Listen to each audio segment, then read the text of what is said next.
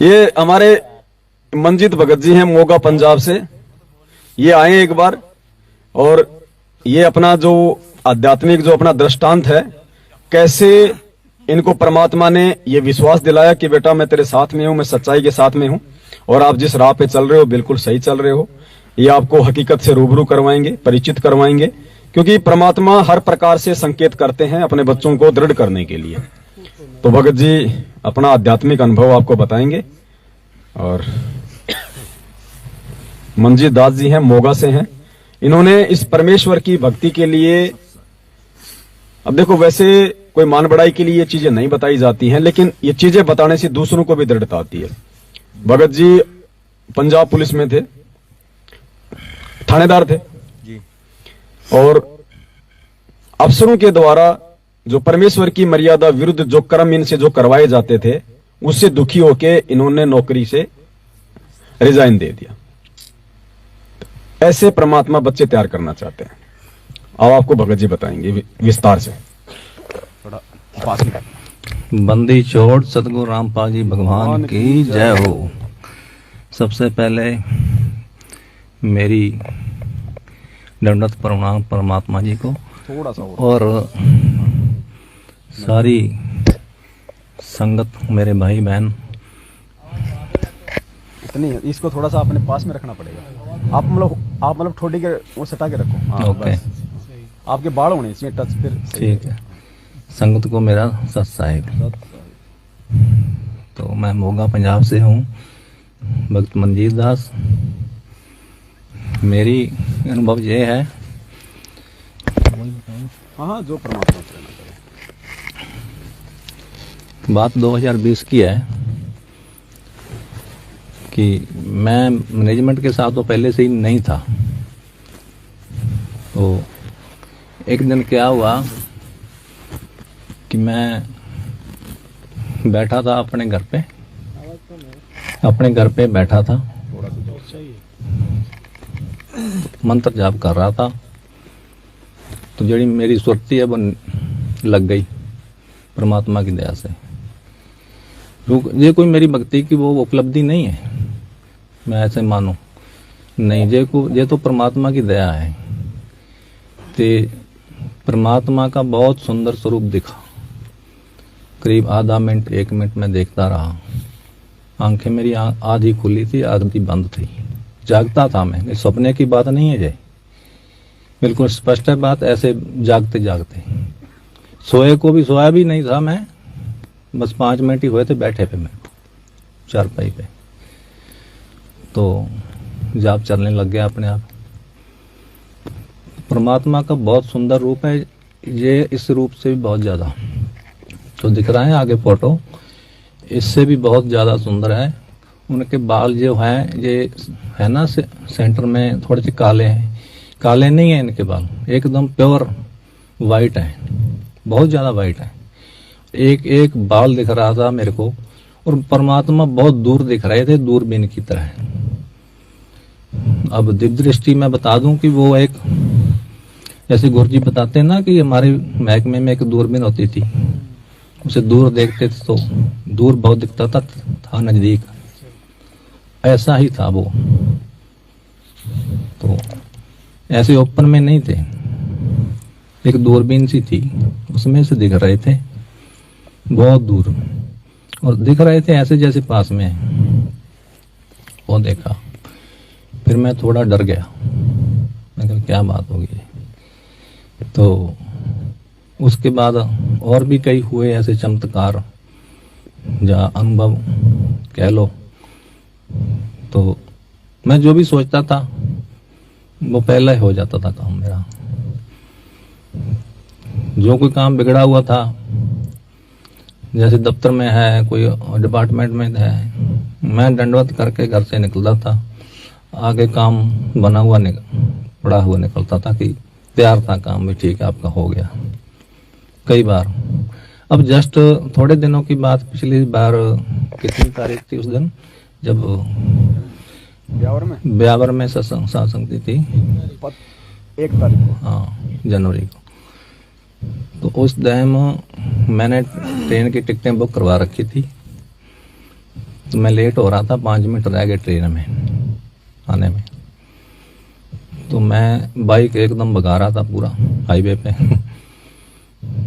तो मैंने मन ही मन सोचा कि आज ट्रेन निकलेगी, मेरी टिकट भी गई और साथ संगति भी गई। तो मैंने यही सोचा कि परमात्मा आज तो ट्रेन लेट कर दो फिर। मैं स्टेशन पे पहुंचा तो परमात्मा ने 25 मिनट ट्रेन लेट कर दी। 25 मिनट जहाँ सही टाइम हुआ जब ट्रेन आने का, तो मैंने बोला ट्रेन नहीं आई अभी तक। मैंने अंदर दफ्तर में जाके पता किया, बोलते गए भाई साहब 25 मिनट लेट है ट्रेन। तो ऐसे ऐसे हुए और भी कई हुए। मैं जब सिमरन करने बैठता था तो परमात्मा एकदम बादलों में ऊपर उनकी आकृति बन जाती थी एकदम। जब घर पे मैं दंडवत करता था तो वही फोटो जो दाढ़ी वाली थी वो उतर के तो परमात्मा को लग जाती थी, संत रामपाल जी महाराज जी को। तो फिर देखता था तो परमात्मा सतगुरु रामपाल जी की दाढ़ी साफ हो जाती थी, क्लीन शेप हो जाती थी। ऐसा बहुत बार हुआ। दंडवत करके फिर मैं नीचे अपने माथा लगाते जमीन पे, तो जमीन पे वो जो गद्दा बिछा होता है उसमें परमात्मा की फोटो आ जाती थी। सिमरन करता था तो दीवार में देखता तो दीवार में आ जाती थी फोटो, साफ दीवार है उसमें आ जाती थी फोटो एकदम। अब भी है, ऐसी बात नहीं है, परमात्मा की दया है, बहुत रजा कर रखी परमात्मा ने। तो ऐसे ऐसे चमत्कार हुए, होते जा रहे हैं।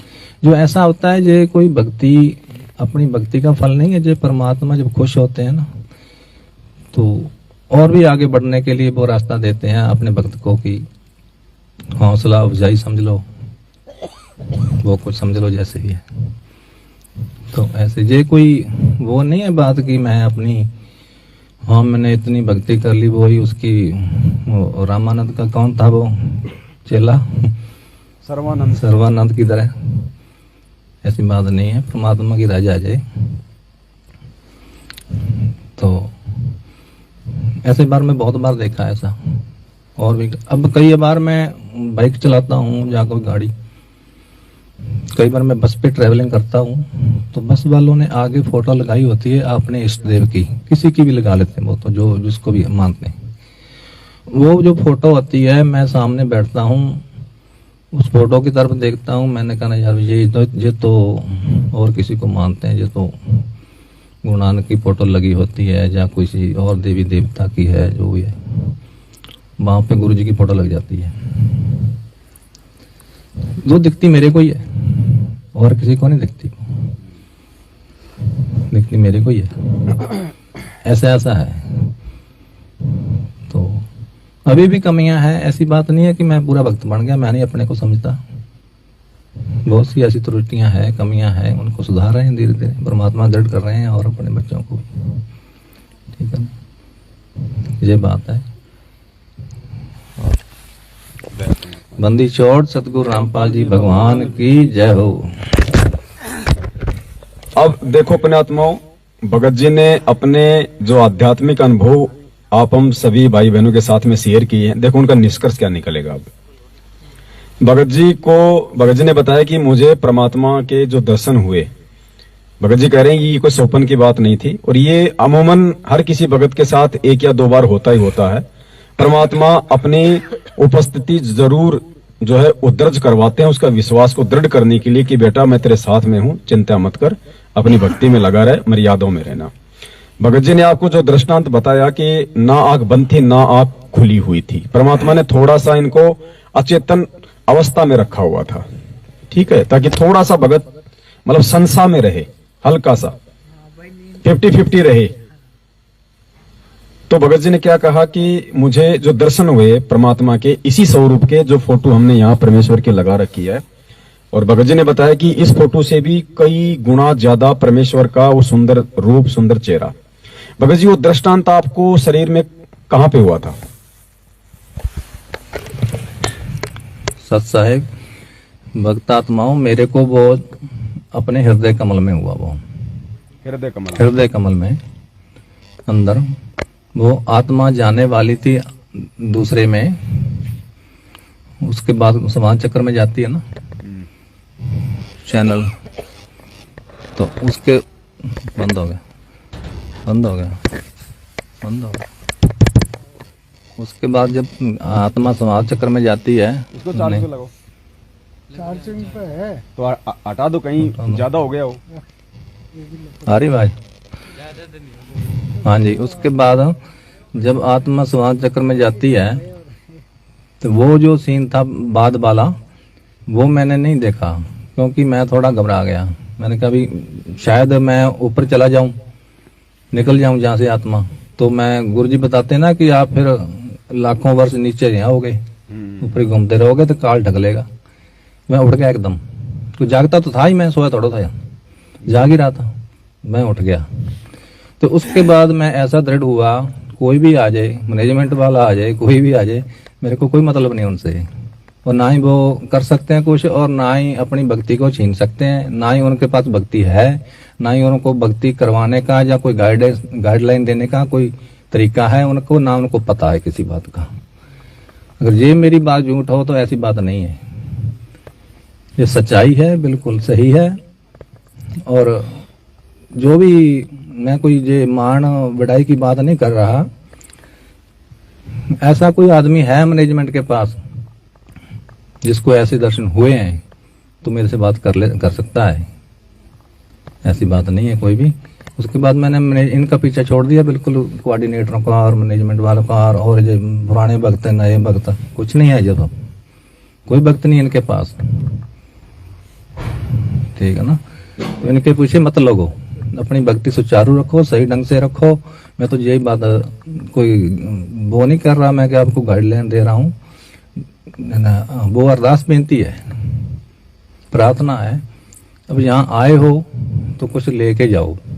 भक्ति कोई दिखती नहीं है अपने सामने कि वो खड़ी है, जब वो गठड़ी बांध के रख दी है भक्ति और वो मड़ी पड़ी है मेरी भक्ति। भक्ति अपने अंदर समाहित हो रही है, अपने को पता नहीं है, वो परमात्मा जानते हैं, ठीक है ना। तो वो तो परमात्मा ने सत्संगों में बोल रखा है कि 4 जुगों में देख लूं मैं किसका राख्या मार। जो परमात्मा भक्ति देता है, उनकी भक्ति वो भक्त आत्मा करती है, तो उसकी भक्ति परमात्मा रखता नहीं है, उसको टाइम आने पर भक्ति दे देता है वापस, जब उसका बचाव करना होता है, जहाँ उसकी मौत आनी हो, या और किसी चक्कर में उसने पढ़ना हो या बिगड़ना हो, उसको संभालता है परमात्मा। ऐसी बात नहीं है। मेरे को ऐसे बहुत सारे हुए हैं, वो क्या कह लेते हैं उनको, प्रूफ, दृष्टांत ऐसे आए हैं मेरी आंखों के सामने कि ऐसे ऐसे होता है। मैं ऐसे नहीं बोल रहा कि बिल्कुल, मैंने प्रैक्टिकल है ये मेरा, ठीक है जी। सत्साई भक्तात्मा, सत्साई सत्साई पुण्यात्माओं, भगत जी के भक्ति दृष्टांतों का जो सार है, जो निष्कर्ष है, अब देखो परमात्मा के ज्ञान आधार से, उनकी सत प्रेरणा से हमने निकालना है। भगत जी को परमेश्वर के इसी वर्तमान स्वरूप का जो दर्शन हुआ, कहां हुआ? हृदय कमल में। और हमारे शरीर में परमात्मा का वास कौन से कमल में है? हृदय कमल में। 2 हृदय कमल है। एक हृदय कमल में तो भगवान शंकर और पार्वती जी का स्थान है, और एक हृदय कमल परमात्मा ने उसके साइड में बताया कि वहां पे पूर्ण परमात्मा का वास है। कहते हैं ना कि भाई हर प्राणी के घट में परमात्मा बैठा हुआ है, तो वो घट जो है वो हृदय कमल है, जहां पे ये पूर्ण परमात्मा हर प्राणी के घट में निवास करता है। घट ही में यमुना, घट ही में जमुना, घट ही में है जगदीश। तो ये परमात्मा, ये जगदीश सतगुरु रामपाल जी भगवान अपने वास्तविक रूप में प्रत्येक मानव शरीरधारी प्राणी आत्मा के घट में हृदय कमल में विराजमान है। तो इससे हमने निष्कर्ष ये निकालना है कि परमेश्वर का सतलोक में वास्तविक रूप कौन सा है, क्योंकि जो परमेश्वर का सतलोक में वास्तविक रूप है वही हमारे घट में जो हृदय कमल है वहां आपको मिलेगा। और हृदय कमल का जो भगत जी ने जो रूप बताया कि ये जो फोटो है, इससे कई गुना, यानी भगत जी ये कह सकते हैं कि हजारों गुना ज्यादा, वो भी थोड़ा होगा, परमेश्वर का जो तेजो में जो रूप है, उनकी जो शोभा है, एक एक बाल की जो शोभा है, वो इतनी गजब की है परमेश्वर की। तो इससे यह साबित होता है कि सतलोक में जो रूप है इस कबीर परमेश्वर का वास्तविक, ये वास्तविक रूप में ही परमात्मा आज हमारे पूज्य गुरुदेव जो है मतलब भगवान के रूप में आए हैं। ये वास्तविक रूप है गुरुदेव का, ये वास्तविक उस कबीर परमेश्वर का वास्तविक रूप है। ये परमात्मा ने संकेत किया है आप और हमें विश्वास दिलाने के लिए, समझाने के लिए। दूसरी चीज, अच्छा इसके साथ एक परमात्मा का एक वचन लेके चलेंगे, सत्संग लेके चलेंगे, अच्छे से समझ में आएगा।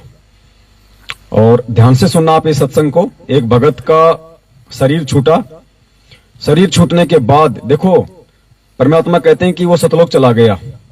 फिर गुरुजी कहते हैं कि 2 घंटे बाद फिर उसकी आत्मा वापस आई। अब बताओ सतलोक जो चला गया भगत, उसकी आत्मा वापस कैसे आ जाएगी? आ सकती है क्या? बड़ी मुश्किल से, तो उसका दाव लगा होगा है? और सतलोक जाने के बाद उसकी आत्मा वापस कैसे आ जाएगी? तो परमेश्वर उसका रूप बना के आए हमें विश्वास दिलाने के लिए कि सतलोक में परमात्मा का कौन सा रूप है। ध्यान से सुनना सत्संग को कि सतलोक में कौन बैठा है।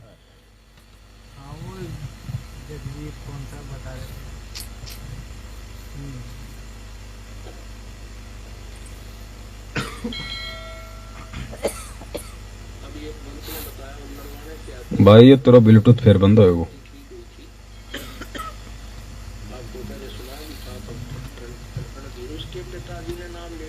परमात्मा ब्लूटूथ चालू कर लेते हैं एक बार। जेब्रो नेक्स्ट पेयर। रुक जा मत छेड़, एक बार रुक। नहीं हो रहा कनेक्ट। अच्छा ऑटोमेटिक कट जाता होगा। Enter to Bluetooth. Bluetooth connected. Bluetooth connected. होगी थी, अचानक बैठा बैठा आराम से मंत्र करता करता शरीर छोड़ गया। बोलो सतगुरुदेव।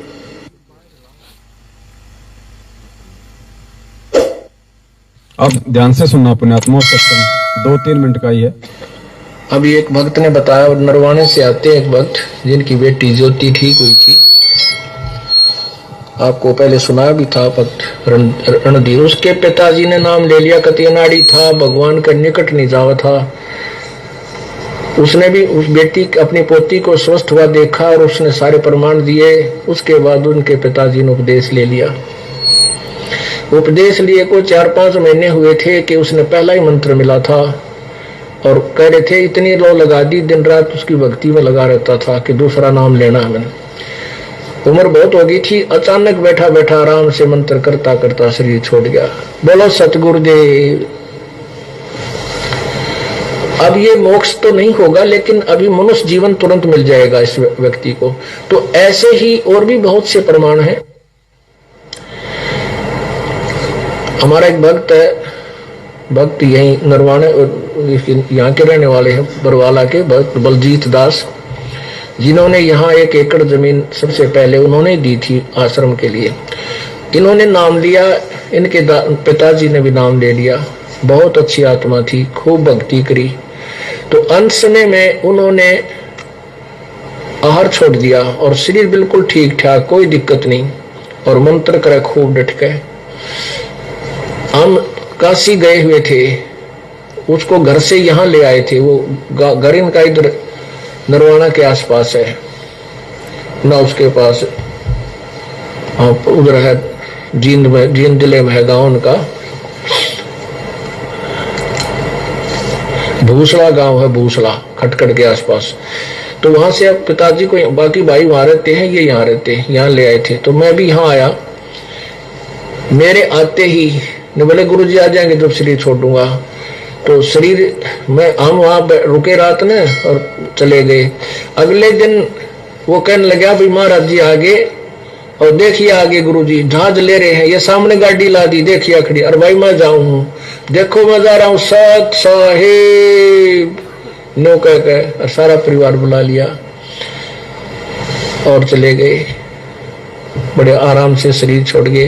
वो फिर 1-8 घंटे के बाद फिर वापस आके कहने लगे भाई मैं सतलोक गया था बड़को, और वहां भंडारे चल रहे हैं परमात्मा के, गुरुजी बैठे हैं, सतगुरु बैठे हैं, और मैं तो तुम्हें कौन बैठे हैं सतलोक में?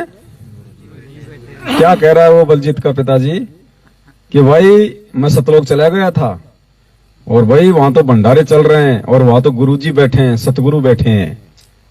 तो भगत जी को जो ये दृष्टांत जो हुआ है कि हृदय कमल में इन्होंने अपने गुरुदेव भगवान की जो स्वरूप देखा है, ये परमेश्वर का जो सत्संग है ये उस चीज का समर्थन कर रहा है कि वास्तव में इस परमेश्वर का, इस कबीर परमात्मा का असली रूप क्या है।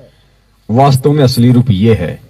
क्या कहते हैं गुरुजी सत्संगों में कि पुण्यात्माओं, जब तुम त्रिकुटी पे जाओगे तो इस दास के रूप में तुम्हें कबीर परमात्मा मिलेगा। क्यों भाई? कबीर परमात्मा अगर कोई और है, उनका रूप कोई और है, तो अपने रूप में दर्शन देने में कोई शर्म आती है क्या परमात्मा को?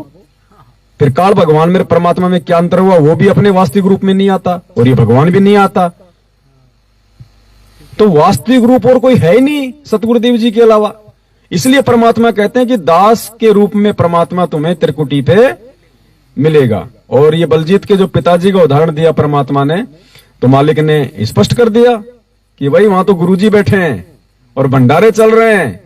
अब ये बात कौन बोल रहे हैं? गुरुजी सत्संग में। तो गुरुजी हमें संकेत कर रहे हैं कि नालायक को समझ जाओ अब तो, और कौन है परमात्मा धरती पे। तो सारी चीजें Bhagat ji point two point बिल्कुल सटीक बैठेंगी, क्योंकि ये परमात्मा है। इनको जबरदस्ती परमात्मा बनाने की आवश्यकता नहीं है। ये बना बनाया भगवान है और ये भगवान है, पूरी दुनिया में साबित होगा। लेकिन पहले परमात्मा कोशिश कर रहा है कि मेरे संगत वाले मुझे पहचान ले। दुनिया को तो परमात्मा अपने हिसाब से पहचान करवाएगा, लेकिन संगत तो ज्ञान से पहचान कर ले।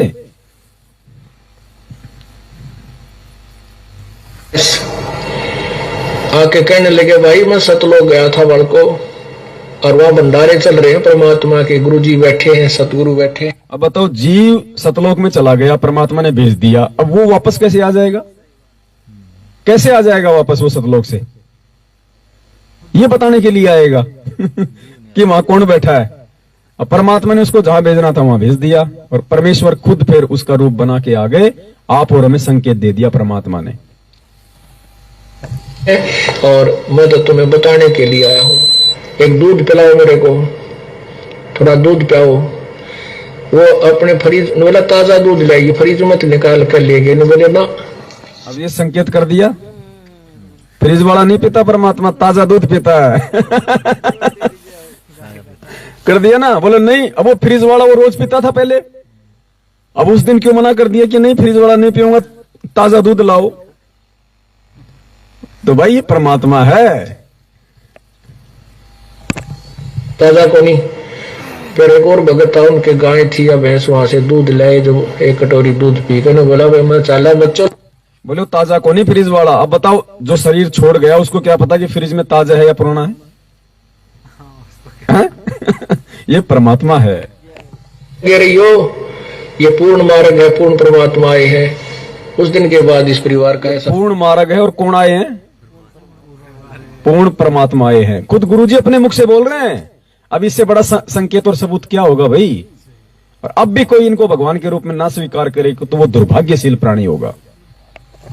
दृढ़ विश्वास हो गया, समर्पण कर दिया पूरे परिवार ने, रिश्तेदारों ने। बोलो सतगुरुदेव।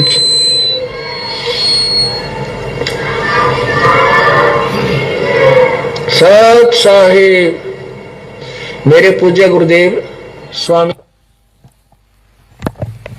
पुण्य आत्माओं में एक और निशानी बताना चाहता हूँ आपको। जब मुझे वो दर्शन हुए परमात्मा के, तो एक परमात्मा के होठ के अंदर यहाँ पे बाएं साइड छोटा सा ब्राउन सा तिल है, एकदम साफ दिख रहा था। जैसे वो दिव्य दृष्टि ऐसी होती है कि एक एक बाल भी दिखता है। हाथों का होता बहुत दूर है परमात्मा, लेकिन बहुत साफ दिखता है। वो पता नहीं कौन सी है वो ऐसी चीज, वो दिव्य दृष्टि ऐसी होती है। एक एक बाल सिर का दिख रहा था, पूरे बाल सफेद है। ये ब्लैक नहीं है, थोड़े से ब्लैक है परमात्मा के बाल बीच में, ये ऐसे नहीं है, पूरे वाइट है, पूरे वाइट है। और सफेद कपड़े हैं यही, और इससे सुंदर रूप है हजारों गुना ला लो सुंदर। और यंग है, बिल्कुल यंग, जैसे बच्चा होता है ना, कोई 10-15 साल का 10 साल का बच्चा होता है, उसके जो गाल होते हैं ना ऐसे अपने प्यार करते हैं बच्चे को तो उसके गाल थोड़ा टपकते हैं, हिलते हैं। ऐसा था परमात्मा का रूप, बच्चे जैसा। और बच्चे नहीं थे, पूरे यंग थे, बूढ़े नहीं थे। यहाँ पे थोड़ा दिखा रहे हैं ना, ये अपने पड़ी हुई है जैसे जुरड़ी और मुंह पे है ना, वो ऐसे नहीं है, बिल्कुल साफ चेहरा है, बिल्कुल गोल मटोल। और यही बाकी यही है एकदम। तो वो अजब ही नजारा था वो तो देखने का। मेरे को इसको मैं कम ही देखता हूँ, सही बात बताऊं, मेरे को वही दिखता है, वही दिखता है। मैं बाहर भी गया, उसके बाद में उठ के किचन में भी आया, वो निकलता ही नहीं, दिमाग में बैठ गया। तो वो ही चेहरा, वो कहते हैं ना कि उन्मना हो जाता है आदमी, हो जाता है। ऐसी वो दृष्टि है, दिव्य दृष्टि। एक चीज दिखती है, सफाई अपने आंखों से, इन आंखों से नहीं देख सकते वो चीज। इतना साफ सुंदर स्वरूप दिखता है उसमें। ये थी हाँ सच्चाई। देखो जो भगत जी कह रहे हैं बिल्कुल 16% सही बात है, क्योंकि भगत जी ने जो दर्शन किए हैं परमात्मा के, अपने हृदय कमल में किए हैं। और हृदय कमल में परमात्मा का जो स्वरूप है वो सतलोक वाला स्वरूप है। अब यहाँ तो परमेश्वर देह धारण करके काललोक के अनुसार अपनी जो है लीला कर रहे हैं। अब आदमी के पैदा होते तो सफेद बाल आ नहीं जाते, तो परमेश्वर तो उस आधार से एक मानव सदृश से भूमिका कर रहे हैं ना। तो यहाँ तो परमेश्वर के जो बाल हैं वो यहाँ की लीला के अनुसार हैं। भाई 5-10 साल में ये सारे सफेद हो जाएंगे जो आज थोड़े बहुत दिखाई दे रहे हैं काले काले। लेकिन सतलोक में क्या बताया परमात्मा ने, वहां की सफेद ही भूमि है, वहां के सफेद ही वृक्ष है, सफेद ही पहाड़ है, सफेद ही सब कुछ है वहां पे, वहां टोटल वो सफेद है। तो परमात्मा वहां जो है वो परमात्मा के जो बाल हैं जो भी है सब कुछ वहां पे मल्कि गौर वर्ण है, स्नो व्हाइट। तो भगत जी को जो दर्शन हुए हैं वो सतलोक वाले दर्शन हुए हैं। यहां परमात्मा काललोक के अनुसार अपनी भूमिका कर रहे हैं। तो भाई एक समय परमात्मा का जब युवा अवस्था थी यहाँ के शरीर के आधार से, तो उनके सारे बाल उनके काले थे। आज कुछ कुछ काले हैं, थोड़े समय में सारे सफेद हो जाएंगे। तो भगत जी ने जो दर्शन किए थे वो परमेश्वर के वास्तविक स्वरूप के दर्शन किए, जिसका वर्णन इस मुख से नहीं किया जा सकता, चाहे कितनी कोशिश कर लो। हम केवल उसको अनुभव कर सकते हैं। जैसे गुरु जी कहते हैं ना कि गूंगा आदमी गुड़ खा के गुणगान नहीं कर सकता, वो महसूस ही कर सकता है। अब दूसरी बात भगत जी के जो दृष्टांत में जो अहम है वो क्या है। भगत जी कह रहे हैं कि जब मुझे दर्शन होते थे परमात्मा के, तो कभी तो वो दाढ़ी वाले होते थे और फिर वो दाढ़ी वाला रूप था वो गुरुजी के चेहरे में आके मिल जाता था। यानी परमात्मा ये साबित कर रहे हैं कि अगर तुम उसको परमात्मा मानते हो तो वो भी मैं ही हूं, कोई भिन्न नहीं है। अगर कोई ये कहे कि दाढ़ी मूंछ वाला ही कबीर है, तो उस रूप को अपने अंदर समा के वर्तमान रूप में परमात्मा ये कह रहे हैं कि बेटा वो भी मैं ही हूं, अगर तुम उसको भगवान मानते हो तो। जिस प्रकार से जिस भी आत्मा को परमात्मा लेके गए वहां सतलोक, और वहां ले जाने के बाद उस परमेश्वर ने उस आत्मा को क्या दिखाया कि सिंहासन पे परमात्मा बैठा है दाढ़ी मूंछ वाले रूप में। और यहां से जो परमात्मा जिस रूप में गया उस आत्मा के साथ है, तो वहां जाते ही परमात्मा एक हाथ में लेके चवर और उस रूप को चवर करने लग जाते हैं। तो वो आत्मा क्या सोचती है कि भाई भगवान तो यो है जो बैठा है, और यो बाबा जी जो नीचे गया था यो तो यहाँ का कोई नौकर है जो इसके चवर कर रहा है। थोड़ी देर बाद फिर उस आत्मा का ये भ्रम तोड़ने के लिए वो दाढ़ी मूंछ वाला जो रूप है वो तो खड़ा हो जाता है, और नीचे से गया था वो सतलोक के सिंहासन पे बैठ जाता है, और दाढ़ी मूंछ वाला फिर नीचे से गए हुए रूप के ऊपर चवर करता है। फिर वो आत्मा देखती और यार यो भगवान अरे इस नीचे वाले के चवर कर रहा है। और थोड़ी देर में क्या होता है, फिर वो दाढ़ी मूंछ वाली रूप वहां से उठ के और नीचे वाले रूप में समा जाती है। यानी परमात्मा साबित करते हैं कि ये मेरा वास्तविक रूप है, ये कोई दो नहीं है। रामानंद जी ने भी अपनी वाणी में कहा था ना कि गरीब दास हम कारणे तुम आए हो मगजोई, ऐसे कुछ वाणी है परमात्मा की कि हाँ दहु ठोर है एक तू भया एक से दो, और गरीब दास हम कारणे तुम आए हो मगजो, कि परमात्मा ये दोनों रूप आपके ही हैं और हमें ज्ञान देने के लिए आपने दूसरा रूप बनाया है। अब भगत जी इसमें कितना गहरा संकेत है, कितना गहरा रहस्य है। हमारा जो पतिव्रता जो ये धर्म है, हम आत्माएं जिस पतिव्रता पद पे हैं या परमात्मा हमारे को लाना चाहते हैं, हम उस पतिव्रता उस पद से नीचे ना गिरे, हम दाढ़ी मूछ वाले में परमात्मा ना देखें। हम एक तरफ तो दाढ़ी मूछ वाली फोटो को परमात्मा मानते हैं, जिनको ज्ञान नहीं है, जो अभी तक नहीं समझ पाए हैं इस परमेश्वर को सत्संग आधार से, और एक तरफ हम अपने गुरुजी को भी हम परमात्मा कह रहे हैं। तो ये दो रूप हो गए। दो रूप का मतलब आत्मा का तो एक ही पति हो सकता, दो नहीं हो सकते ना। तो वो आत्मा अभी तक जो फोटो वाले को भी परमात्मा मानती है, जून के महीने में फोटो का भी प्रकट दिवस मनाती है, और अपने गुरुजी को भी वो कबीर परमात्मा बोलती है, तो वो आत्मा पतिव्रता पद पे नहीं है। तो परमेश्वर ने वो भ्रम निवारण करने के लिए भगत जी को ये दृष्टांत दिखाया कि बेटा यदि कोई दाढ़ी मूछ वाले में भगवान देखता है तो वो दाढ़ी मूछ वाला भी मैं ही हूं और कोई नहीं है। और पतिव्रता पद भगत जी इस भक्ति मार्ग में कितना अहम है, ये सबसे मेन पॉइंट है। अगर हमारी जरा सी भी आस्था, पहली बात तो ये काल भगवान इतना भयंकर है, गुरुजी कहते हैं कि ये वर्तमान गुरु में पूरे भाव आने नहीं देता, पूरी तरह से उस वर्तमान गुरु को, वक्त गुरु को परमात्मा के रूप में देखने नहीं देता। और यदि कोई भगवान आत्मा देख लेती है तो तोड़ने का पूरा प्रयास करता है, हमेशा दो साबित करने का प्रयास करता है। और परमात्मा कहते हैं गुरु और गोविंद दो नहीं भाई, जो दो समझेगा वो दोजक में जाए, वो कहां जाएगा, वो नरक में जाएगा।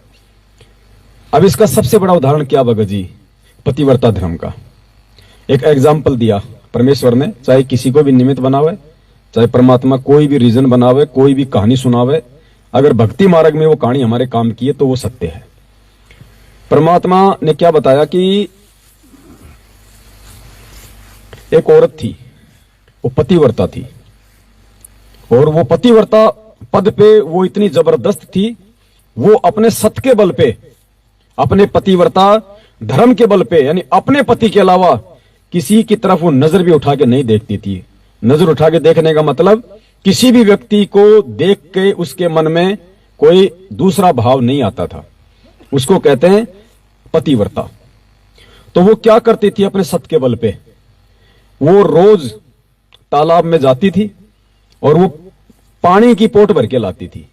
पानी की पोट, पोट हमारे हरियाणा और राजस्थान में बोलते हैं, जैसे हम कोई चारा वगैरह लाते हैं अपने पशुओं के लिए, तो उसको जैसे कोई लुगड़ी होती है, कोई कपड़ा होता है, उसमें डाल के फिर उसके चारों कोने हम दो आदमी मिलके उसको बांधते हैं, उसको कहते हैं पोट बंध गई। फिर उसको अपने सर पे रख के लेके आते हैं। मतलब कोई चारे की पोट बंधी जाती थी, कोई पशुओं के लिए कोई होता था, कोई जैसे घास होती थी तो माता बहनें खेतों में घास उखाड़ के फिर उसको कपड़े में जो बांध के जो लाया करती थी, उसको गांठ मार के उसको कहते हैं पोट, और छोटे रूप में कह दो तो पोटली। तो वो क्या करती थी, अपने सत के बल पे उस तालाब से वो पानी की पोट बांध के लाती थी, पानी को उस कपड़े में बांध के लाती थी, पोट पूरी 10, 20, 50 किलो का जो भी था, कपड़े में पानी को बांध के अपने सत के बल पे फिर वो अपने पति को नहलाया करती थी। वो इतनी वो पतिव्रता थी वो। अब परमात्मा यहां में क्या समझाना चाह रहे हैं, एक दिन वो पानी की पोट बांध रही थी, थोड़ी सी दूर पे जो अर्जुन था वो स्नान कर रहा था। अर्जुन की खोपड़ी का, सर का एक बाल टूट के बहता बहता उसकी तरफ आ गया। अर्जुन भी कोई वो कम नहीं था। तो उसने, जब वो बाल उसके पास में आया और उसने बाल को अपने हाथ से पकड़ा, तो उसके मन में क्या आया, क्योंकि वो बाल इतना ज्यादा वो सुंदर था, इतना ज्यादा वो आकर्षक था, उसके मन में क्या आया कि ये बाल कितना सुंदर है और जिसका ये बाल है वो कितना सुंदर होगा। बस इतना सा भाव आया था। और कोई ना उसने अर्जुन को कोई देखा था, ना अर्जुन को देख के उसके रूप पे वो कोई मोहित हुई थी, ना उसके मन में अर्जुन के प्रति कोई कुविचार आए थे। सिर्फ उसके मन में क्या भाव आए कि ये बाल इतना सुंदर है और जिसका ये बाल होगा वो कितना सुंदर होगा, इतना भाव आया था। उसकी पोट नहीं बंधी, क्योंकि उसका पतिव्रता धर्म टूट गया, उसका सत्य टूट गया। उसने दूसरे की प्रशंसा कर दी अपने पति के अलावा। उसने गैर पुरुष के बाल की ही प्रशंसा की थी, उस पुरुष की नहीं की। उसके बाल की जो प्रशंसा की उसने, और फिर परमात्मा अपनी वाणी में कहते हैं उसका नाम था रेणु का। तो परमात्मा बताते हैं कि बाल सरायो रेणुका, रेणुका ने बाल की ही जो है वो सराहना की थी। बाल सरायो रेणुका और बंदी न जल की पोट, भाई इस परमात्मा की भक्ति में रति न चालक खोट। इस परमेश्वर की भक्ति में रति भर भी खोट नहीं चलती है। जैसे उसके अंदर जरा सा खोट आया था, उसके जल की पोट नहीं बंदी, फिर उसका पतिव्रता धर्म टूट गया। ऐसे ही यदि हमने गलती से भी किसी संत की, महात्मा की, किसी देवी देवता की अगर गलती से भी हमने कोई प्रशंसा कर दी किसी भी टॉपिक पे, क्योंकि काल हमें उड़ जाएगा। काल क्या करता है, इन नकली लोगों को आधार बना के ऐसे बढ़िया बढ़िया उनके चित्र बना दिए, श्री राम के, श्री कृष्ण के, देवी देवताओं के, ऐसे हट्टे कट्टे, गोरे चिट्टे, लाल पीले, बड़े बड़े बाल, बढ़िया मुकुट। अब आदमी क्या कहेगा, अरे मार्केट में गए कोई, अरे यार ये फोटो बहुत अच्छी यार, ये ले लो, अब उसने उसकी प्रशंसा कर दी ना। हम भक्तों ने विशेष ध्यान रखना इन बातों का। काल हमेशा हमारे को शब्दों से ठगता है। मार्केट में भी कहीं ऐसा कुछ देख लें, कोई संत का कोई भजन, कोई सत्संग, कोई कुछ भी, अगर ये प्रश्न कर दिया कि यार एक बार क्या हुआ, एक भगत था उड़ीसा का, जितेंद्र नाम था उसका, वो मेरठ भी आता था साथ संगति में 2 साल पहले। कहां से बेचारा उड़ीसा से मेरठ आता था, मैनेजमेंट से अपना पीछा छुड़वा के 2-3 बार आया। एक बार उसने क्या किया, एक जो मदन पंथी है ना, वो नितिन रायजादा काल एजेंट, तो वो क्या करता था कि कोई वीडियो बनाता था तो पहले थोड़ा मीठा मीठा सुरीली सी आवाज में वो गाया करता था, मेरी माला टूट गई फूट गई, क्या गाया करता था वो। तो उस भगत ने, जितेंद्र ने, जो अपने गुरुजी के शरण में था, उस नालायक की आवाज के नीचे उसने कमेंट्स कर दिया यूट्यूब पे कि वाह क्या आवाज है। तो दास ने तुरंत उसको कमेंट्स किया कि बेटा तेरा विकेट गिरने वाला है। बहुत वीडियो दास ने कहा कि तेरा विकेट गिरने वाला है। बोले ऐसे कैसे गिर जाएगा, मैं डट जा थोड़े दिन। 1 महीने बाद तो उस पंथ में चला गया वो, क्योंकि वो पतिव्रता धर्म से गिर गया। वो काल ने उसको नीचे गिरा दिया अपने गुरु को छोड़ के। अरे क्या पढ़ाया परमात्मा ने रात दिन, सतगुरु सुंदर रूप अपारा, सतगुरु 3 लोक से न्यारा। इस परमेश्वर के अलावा सृष्टि में कोई सुंदर नहीं है, आपको दिखाई नहीं देगा। अगर आपको ज्ञान हो जाएगा, ये भगवान समझ में आ जाएगा, इसकी आवाज से बढ़ के कोई सुरीली आवाज आपको पूरी सृष्टि में सुनाई नहीं देगी। अगर आप भगत हो तो परमेश्वर के कई बार सत्संग ऐसे मार्मिक आ जाते हैं, आंखों से आंसू निकलने लग जाते हैं। हरियाणा की भाषा सबसे बेकार भाषा है, सबसे रूड भाषा है, ये खड़ी भाषा है। इस भाषा के अंदर प्यार प्रेम नहीं झलकता। आप किसी से भी बात करो, कई बार क्या है कि जैसे आते थे पहले हल्के फुल्के चुटकले, वो आते थे, बोलो हरियाणा के एक बस कंडक्टर से किसी ने टाइम पूछ लिया, बोले भाई साहब टाइम क्या हो गया, बोले फांसी खा के मरेगा। बोले फांसी खानी है क्या? तो ये इस तरह की बातें हैं उनकी। वैसे भी उनकी भाषा थोड़ी सी अक्खड़ है। और हमारे गुरुदेव उसी हरियाणी भाषा में जब सत्संग करते हैं तो हमारी आंखों में क्या आते हैं, ये परमात्मा है, आम हरियाणवी नहीं है, ये आया हरियाणा में है, हरि आए हरियाणे नू, लेकिन ये हरियाणवी नहीं है, ये सतलोक का वासी है, सतलोक का राजा है ये। उसी हरियाणा में जब हमारे गुरुदेव सत्संग करते हैं तो आंखों से आंसू आते हैं। और जब ज्ञान हो जाएगा तो चाहे आपका बेटा हो, चाहे बेटी हो, चाहे पत्नी हो, इस गुरुदेव के अलावा आपको किसी में वो सुंदरता नजर नहीं आएगी, क्योंकि वाणी है भगवान की। सतगुरु 3 लोक से न्यारा, सतगुरु बिना ना बाजे तूरा, वाणी है ना परमात्मा की। सतगुरु सुंदर रूप अपारा पूरा, सतगुरु बिना न लागे तेरा, सतगुरु सुंदर रूप अपारा, सतगुरु 3 लोक से न्यारा। अब 3 लोक से न्यारा फिर कौन हो गया फिर? और मन में तो शुरू से यही भाव आते कि परमात्मा ये सकल है नहीं, ये वाला तो ये परमात्मा है भाई। हमने जरा भी पतिव्रता पद से नीचे नहीं गिरना है, चाहे कोई कितना ही, चाहे मीठा बोले, कितना ही अच्छा। अब बहुत सारे भगत क्या बोलते हैं, भगत जी हम दूसरे संतों के सत्संग सुन सकते हैं कि अरे नालायक क्या जरूरत है तेरे को, हैं? जब भगवान ने तेरे को निचोड़ निकाल के दे दिया, सार निकाल के दे दिया, और परमात्मा ने कह दिया कि कबीर कथा करो करतार की, सुनो कथा करतार, आन कथा सुनिए नहीं कहे कबीर विचार, तो कहां जा रहा है? क्या जरूरत पड़ेगी तेरे को? क्या परमेश्वर ने कोई कमी छोड़ दी जो तू दूसरों के जो है वो सत्संग तू सुनेगा? तो ये नालायकी होती है, ये मंदबुद्धिता होती है। काल हमारे को ऐसे ठगता है। हमारी सुरती, नृत्य, मन, पवन सब कुछ भाव, समर्पण, लगन, मर्यादा इस परमेश्वर के चरणों में टिकनी चाहिए, गुरुदेव भगवान के। हमें कुछ नजर नहीं आना चाहिए, कुछ भी, ना डाडी वाला, ना कोई तीसरा, ना कोई गरीबदास, ना कोई अमीरदास, कुछ नहीं आना चाहिए हमारे। आज जो है जिस रूप में परमात्मा, वो हमारे लिए सर्वप्रथम है, सर्वश्रेष्ठ है। यही रूप हमें पार करेगा। यही रूप आज हमें सत्संग सुना रहा है, यही रूप हमें ज्ञान दे रहा है, हमें आशीर्वाद दे रहा है, हमारे सौ काम सार रहा है। बताओ, महिमा हम किसी दूसरे की हम क्यों गाएं? जब कह दिया भगवान ने कि एक के साधे सब सदे, सब साधे सब जाए, और माली सिंचे मूल को फले फूले घाय। जब परमेश्वर ने इतने सारे सबूत दिखा दिखा के लोगों को इस हद तक परमात्मा ने सात संगतियों के माध्यम से जब तैयार किया कि भाई अपने घर में अपने केवल अपने गुरुदेव भगवान की फोटो रखनी है, अन्य किसी की फोटो नहीं रखनी, दाढ़ी मूछ वाले की फोटो नहीं रखनी। अब इस नादानी से बाहर निकलो, समय आ गया है। 27 साल से भगवान ने ज्ञान दे दिया, अब भी क्यों नादानी करते हो? इतने सारे दिए प्रमाण खुद गुरुदेव के सत्संगों के आधार से। उसके बाद भी देखो काल क्या करता है। काल पीछा नहीं छोड़ेगा, बहुत भयंकर तरीके से जीव को भ्रमित करने का को प्रयास करेगा। काल ने गुरु जी के ही एक पुराने सत्संग के माध्यम से भक्तों को भ्रमित करने की कुछ चेष्टा की, लेकिन वो भगत समझ नहीं पा रहे कि गुरुदेव कहां बोल रहे हैं। जो मंदबुद्धि होता है वो फंस जाता है मन में शंका पैदा करके। अब देखो, अब हमने कहा ना कि भाई गुरु ही हमारा इष्ट है। इस परमेश्वर की भक्ति में गुरु की भूमिका खुद ये कबीर परमात्मा करता है। तो जब कबीर परमात्मा के रूप में हमारा गुरु धरती पे प्रकट है, तो गुरु और इष्ट में, इस भक्ति में कोई अंतर नहीं होता, दोनों एक ही हैं। लेकिन काल नहीं टिकने देता। कहां से गुरु जी का एक पुराना सत्संग उठा के उसके मन में बहम डाल दिया। अब वो सत्संग सुनो आप पहले परमात्मा का,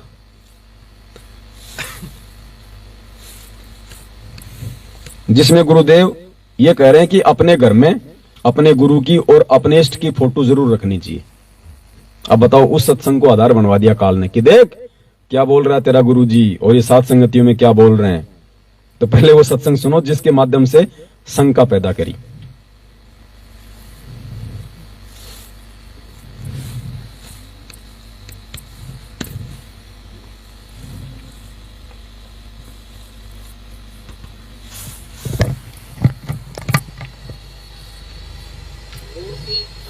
भाई हटगा, तेरा फिर सिस्टम हटगा रे। चालू करो इसको।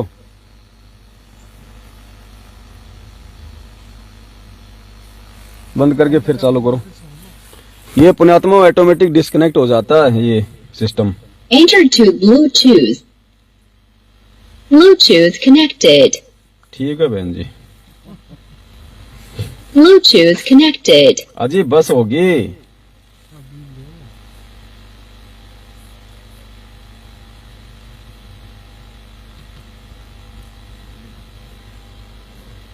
मूर्ति अवश्य रखनी अपने घर पर।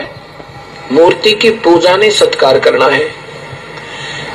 अब कोई तो मूर्ति पर अटक गया, उसी का भोग लगा, उसी की आरती तारे, उसी का आगे प्रार्थना करता रहे, बस बन की बात। उसी का माला डाले जा, उसी का आगे धूप और जोत जगा दी, ये व्यर्थ है। मूर्ति हो अपने इष्ट और गुरु की अवश्य हो। और किसकी मूर्ति हो, फोटो हो? अपने गुरु और इष्ट की। यहां परमात्मा ने दो कर दिए ना, अलग अलग।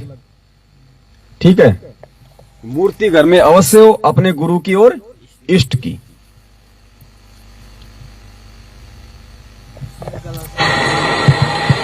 और दंडवत प्रणाम करे उनको, सीने से लगा अपने गुरुदेव की मूर्ति को, अपने इष्ट की मूर्ति को।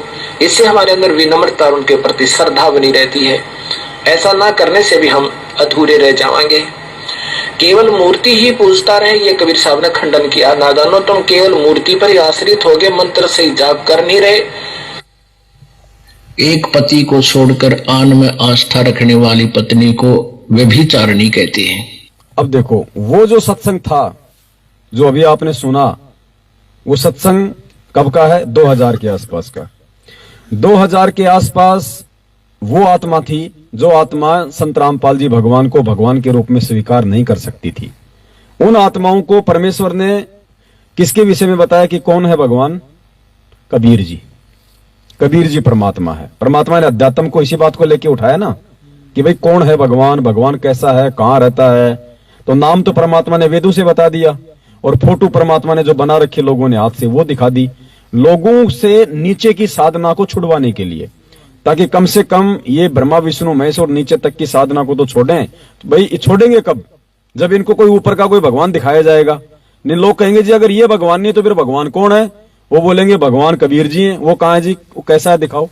अब नहीं दिखाएंगे तो कौन मानेगा? तो नीचे की साधना छुड़वाने के लिए जो शास्त्र के जो विरुद्ध थी, इसलिए परमात्मा ने इस फोटो का सहारा लिया, और परमेश्वर ने अपने आप को साइड में रखा। अपने आप को गुरुदेव ने एक गुरु की भूमिका में रखा और भगवान की भूमिका में कबीर जी को रख दिया। अगर उस समय गुरु जी कहें कि मैं कबीर हूं, मैं भगवान हूं, तो कोई नहीं मानता। उस सत्संग में परमात्मा ने उस आधार से लोगों को समझाने का प्रयास किया। अब आप गुरु जी का 2014 का सत्संग सुनो, क्योंकि अब परमेश्वर की आत्माएं धरती पे आ गई, वो आत्माएं जो परमेश्वर के संकेतों को जो समझने लग गई। तो अब परमेश्वर ने उसी हिसाब से अपना संकेत कर दिया। और क्या कह रहे हैं गुरु जी? अपने ही गुरु को इष्ट रूप में मान के पूजो। तो कौन हुआ फिर इष्ट? अगर गुरु को ही अगर इष्ट रूप में पूजना है तो दूसरा इष्ट और कौन है फिर?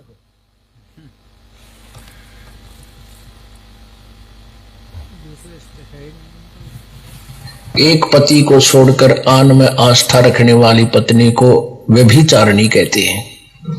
तो अपने ही पति से हर इच्छा पूरी हो उसी को पति भर्ता कहते। तो हम जब पति भर्ता पद पर आ जाएंगे तो परमात्मा कहते हैं पति भर्ता जमी पर जो जो धर है पावे, समर्थ झाड़ू देते है ना काटा लग जावे। सुनना, ऐसा भक्त जब अपने एक इष्ट पूर्ण परमात्मा पर अपने ही गुरु को इष्ट रूप में मानकर जब अपने जीवन रूपी सफर में अपने ही गुरु को इष्ट रूप में मान के पूज के, तो इष्ट कोई दूसरा है ही नहीं, फिर ऑप्शन छोड़ा नहीं परमात्मा ने। तो अब वो पुण्यात्मा धरती पे हैं जो गुरुदेव के संकेतों को जो समझ रही हैं। तो अब परमेश्वर अपने विषय में संकेत कर रहे हैं खुल के। तो वो सत्संग जो किया था वो करने का मकसद कोई और था, लेकिन वो नादान भगत वो नहीं समझ पाए, उनके मन में काल ने शंका पैदा कर दी। ऐसे ये पतिव्रता ये पद से नीचे गिराता भगत जी। ऐसी शंकाएं तो रोज पैदा करेगा ये, चाहे रोज कर लो आप। आपको रुकना पड़ेगा, एक जगह आपको अपने आप को डांटना पड़ेगा, नहीं तो नहीं रुक पाओगे आप ऐसे। अब देखो पुण्यात्माओं, ये सत्संग में एक बार फिर से चलाऊंगा और आप एक चीज को ध्यान से नोट करना। भगत जी ने क्या कहा था कि जब परमात्मा को मैंने हृदय कमल में देखा, दर्शन किया, तो परमेश्वर के यहां पे एक क्या था? तिल, ब्लैक नहीं है, ब्राउन था ना। लेकिन यहां तो परमात्मा उसी आधार से करेंगे ना, क्योंकि यहां तो ब्राउन तिल होता ही नहीं। अगर होता है तो वो दिखाई नहीं देगा। तो तिल कैसा होता है? यहां पे तो ब्लैक ही होता है ना भाई। जिसके गाल पे काला तिल हो तो कहते हैं भाई बहुत सुंदर। अब देखना परमेश्वर की वहीं पे भले ही वो काला है यहाँ के अनुसार, लेकिन तिल है। यानी हृदय कमल में जो परमात्मा का वास्तविक रूप है, जो सतलोक में वास्तविक रूप है, उसमें होठ पे क्या है? तिल। अब देखना ये वही परमात्मा है, लेकिन अपने रूप को छुपा रखा है। एक पति को छोड़कर आन में आस्था रखने वाली पत्नी को व्यभिचारिणी कहते हैं। देख रहा है? तो अपने ही पति से हर इच्छा पूरी हो उसी को पति भर्ता कहते। तो हम जब पति भर्ता पद पर आ जाएंगे तो परमात्मा कहते हैं पति भर्ता जमी पर जो जो धर है पावे, समर्थ झाड़ू देते है ना काटा लग जावे। अब भगत जी ने तो मुझे पहले ये बात कोई बताई नहीं थी। एक और बताता हूं। अब भगत जी ने क्या कहा? मान ले कि होठ पे तिल है बुरा, अब देख लो वो काला तिल आपको स्पष्ट दिखाई दे रहा है। ये वही परमात्मा भाई, दूसरा नहीं है। लो जी और लो। सच्चाई भक्त्यात्मा, एक और निशानी बताऊंगा आपको कि परमात्मा की छाया नहीं है। वो ऐसा लोक है, उसी बिंब कहते हैं, परछाई कह देते हैं, जो छाया कह देते हैं। छाया नहीं थी परमात्मा की। मेरे को भी प्रेरणा हुई कि बेटा देख ले, छाया है, जैसे अब अपनी छाया है, अपने बैठे हैं कि जितने मर्जी बल्ब जगा लो, छाया बनेगी, दिन को भी बनेगी, रात को भी बनेगी। वहां पे छाया नहीं थी परमात्मा की, ना पीछे ना आगे, चारों तरफ से चमक रहे थे एकदम, और बल्ब भी कोई नहीं जग रहा था, उनकी अपनी ही लाइट थी। कितनी बहुत ज्यादा सुंदर था वो रूप, वो बयान नहीं कर सकते, हमारे पास वो लैंग्वेज नहीं है, जो परमात्मा ही अपना वो बता सकते हैं। तो जो मैंने देखा वो आपको बता दिया, ऐसा किसी ने बताया हो तो ये परमात्मा खुद ही बता सकते हैं अपने सत्संगों में। छाया बिल्कुल नहीं है परमात्मा की, एकदम जिधर से मर्जी देख लो, पीछे से देख लो, उधर से देख लो। और अब आसन में तो बैठेंगे नहीं हृदय कमल में, वो तो पत्ती में बैठते हैं, थोड़ी जो पत्तियां बनी हुई परमात्मा बताते हैं ना, उसमें बैठते हैं।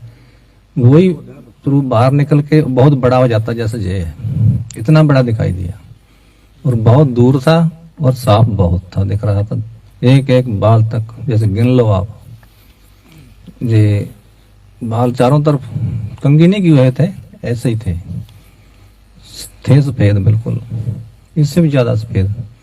और रंग भी जो था बहुत बहुत, वो जो तो रेड है, या पिंक कह देते हैं अपने, या थोड़ा या येलो कह देते हैं, इनमें से नहीं था कोई भी, वो अलग ही रंग है वो, यहाँ पे नहीं है वो कलर। तो वहां पे जो फूल है उनके भी रंग नहीं है यहाँ पे, ये अपने ये देख रहे हैं ना, ऐसे वो कलर अलग है वहां के, वो दिख रहे थे। उसका वर्णन तो यहाँ नहीं किया जा सकता, वो परमात्मा ही बताते हैं वो तो, ये सत साहिब। देखो भगत जी को जो दृष्टांत हुआ है वो बिल्कुल सत्य है, क्योंकि हृदय कमल में परमात्मा का वास है। और हम ये नित्य नियम पढ़ते हैं रोज, तो क्या कह रहे हैं परमात्मा, ग्रीव ऐसा सतगुरु हम मिल्या, सुरत सिंधु के माही, शब्द स्वरूपी अंग है, पिंड प्राण बिन छाही। पढ़ते हैं ना रोज हम नित्य नियम में, शब्द स्वरूपी अंग है, पिंड प्राण बिन छाही। तो वो वास्तविक रूप के भगत जी को परमात्मा के दर्शन हुए हैं, लेकिन वो लीला परमात्मा यहां नहीं कर सकते जिस रूप में अब आए हुए हैं। यहां अगर परमात्मा अपनी छाया को छुपा लें तो परमात्मा को तो लोग जादूगर घोषित कर देंगे। और परमात्मा अपनी पहचान करवाना चाहते हैं हमें ज्ञान से, ना कि किसी चमत्कार से। तो हमने इस परमेश्वर को ज्ञान से पहचानना है। लेकिन भगत जी ऐसे भी तो कहते हैं ना अपने को कि जैसे कोई भी कमल, अपने जो सारे कमल है उनमें से कोई भी कमल, मालिक कहते हैं मतलब कोई भी कमल जागृत नहीं होना, जागृत मालिक चला के नहीं करते। खुल जाता कहते, कमल खुल गया, खुल जाता है, कमल तो खुलते हैं, फिर ही तो दूसरा नाम देते। कमल तो परमात्मा ने यह बताया कि आपको जो प्रथम नाम दिया जाता है ना, ये आपके एक कमल खोलने के लिए है। गुरुदेव कहते हैं 4 महीने यदि तुम मर्यादा में रहकर सत भक्ति कर लोगे, प्रथम नाम की कमाई, तो तुम्हारे जो कमल है वो खिल जाएंगे। लेकिन हमें उन चीजों से कोई लेना देना नहीं है, ना हमने उनको देखना है, ना हमने उनके अंदर जाना है, कोई मतलब नहीं है। वो खिल रहे कि नहीं खिल रहे, हमने अपनी मर्यादाओं का ध्यान रखना है। देखने से भी कोई फायदा नहीं होगा भाई, देखने से कोई मोक्ष थोड़ी हो जाएगा। वो तो आपको एक मतलब विश्वास दिला दिया परमात्मा ने, वो किसी एक के माध्यम से दिला दिया। अब परमात्मा ने जिन जिन महापुरुषों को परमात्मा लेके गए सतलोक, उनको सतलोक दिखाया, फिर वापस छोड़ा, उन्होंने लिखवा दिया। अब सबको सतलोक लेके जाने की आवश्यकता थोड़ी है। ये थोड़ी कहोगे कि साहब उस सबको सतलोक लेके जाएंगे तो ही मानने की वो सतलोक है वहां। तो जिसके कमल खुल गए तो परमेश्वर ने उसके भक्ति अनुभव से हमें जागृत कर दिया कि भाई ये परमात्मा है, इसकी भक्ति से ही ये जागृत हो सकते हैं और कोई दूसरा तरीका नहीं है। अब हमें ये जरूरत नहीं है उनको देखने की, ना आवश्यकता हमारे को। और वो जागृत हो गए, वो ब्लेडर फूल गए तो कौन संपार हो जाएंगे, उससे कुछ नहीं होना जाना है। वो परमेश्वर ने पता है किस विधि से, किस प्रोसीजर से मुझे क्या करना है। हमने अपनी भक्ति मर्यादाओं पे ध्यान देना बस, बाकी काम उस परमात्मा का है। फूले तो फूले, ना फूले तो ना फूले, वो मालिक का काम है। जब मालिक ने कह दिया भाई देखो, हर शहर के पास में एक बाईपास होता है। एक रास्ता तो होता है कि आपको शहर के अंदर आपको भीड़ से, आपको ट्रैफिक में से जाना पड़ता है, और एक होता है बाईपास, बिना किसी रोक टोक के आप बहुत जल्दी उस शहर को पार कर जाओगे। तो मालिक के पास में 2 तरीके हैं, तुम कर दो पल में पार हो जा। तो जब हम इनके ऊपर आश्रित हो गए, हमने इनको अपना सब कुछ मान लिया, तो हमें भीड़ में घुसने की जरूरत ही नहीं है।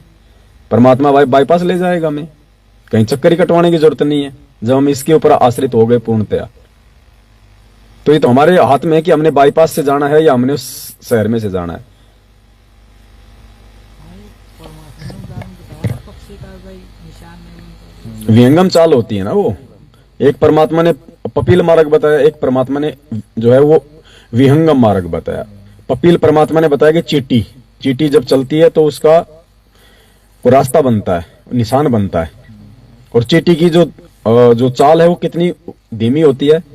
और एक परमात्मा ने बताया विहंगम चाल, पक्षी एक पेड़ से दूसरे पेड़ पे बैठता है, बीच में कोई निशान नहीं बनता। तो परमात्मा का मार्ग विहंगम मार्ग है। कब ले जाएंगे, कौन से मार्ग से ले जाएंगे, किसी को पता भी नहीं चलेगा।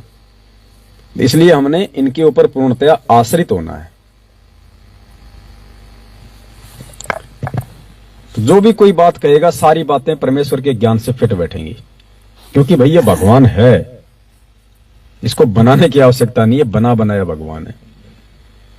और भक्ति अब यहां ये भी साबित हो रहा है, और भगत जी को तो दृष्टांत हो रहे हैं, वो भी बिल्कुल सही है।